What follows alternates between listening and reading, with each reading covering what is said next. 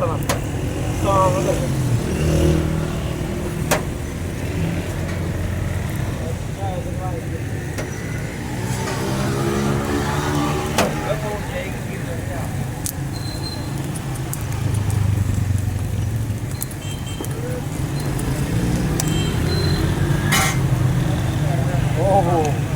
मैं कहना जनाब ऑनलाइन कर देंगे हो नैया चढ़ावांगे इंशाल्लाह। कब अपलोड करोगे? हाँ अच्छा कमेंट लेके गए गाड़ी ब्लैक टी ले लिया ब्लैक टी लैक्सी चलो ब्लैक टी थले दो दिन का